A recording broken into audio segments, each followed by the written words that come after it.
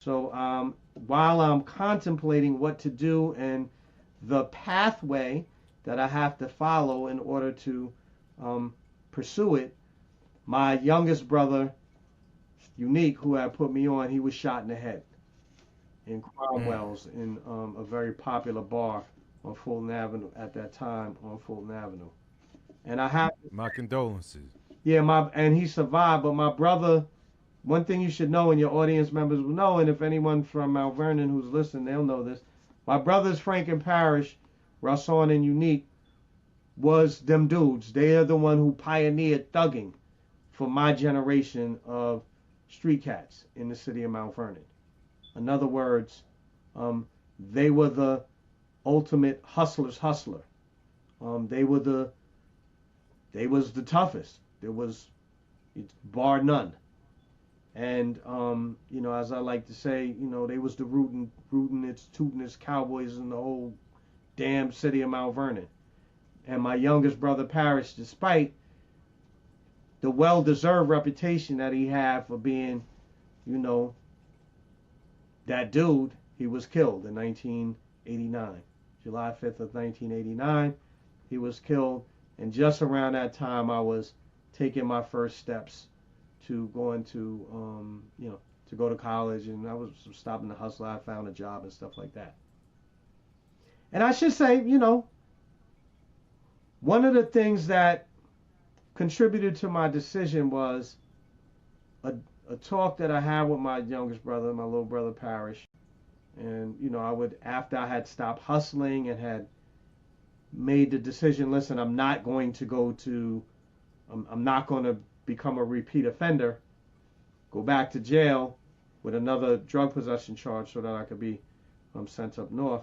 Me and him were talking about it one day, and he said to me, he was like, my name is on the streets of Mount Vernon is Brooklyn Bob, and he was like, yo, Brook, you know what? You need to play your position, son. And really, what he was saying to me is, Bob, you're really not made for this life.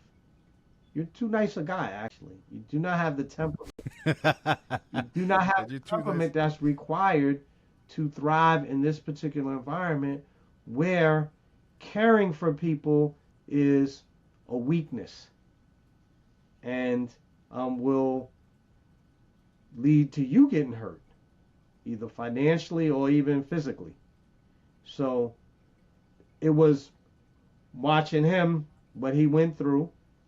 He was shot in maybe, he might have been shot in about January, the winter of um, 80, 89.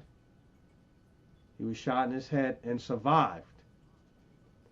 Came out on the streets, was released, and by the time I saw him one day, he was on the block, we were kicking it, and after he got shot, he was not like me. He was enraged, and he said to me, "Brooke, I'm going to hell, and I'm taking these mother with me." Yo, I could curse. How can I talk on this show, man?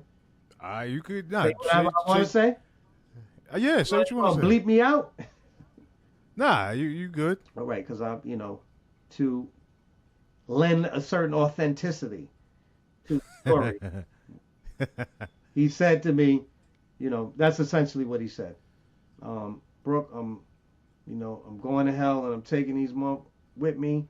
And sure enough, it was saddening to hear my brother say that because in a way he had resigned himself to um, the fate of a violent death, and which I didn't think was inevitable. It didn't have to be that way if he would have perhaps changed how he was conducting himself. But at this point, I had realized that I couldn't go any further because I really didn't have the temperament that was required to succeed either on the streets or to do, battle 5 years or something in jail. And so at that point, I have realized that, this thing had run its course for me and I had to find another way. And so I went off to Bronx Community College in September of 1989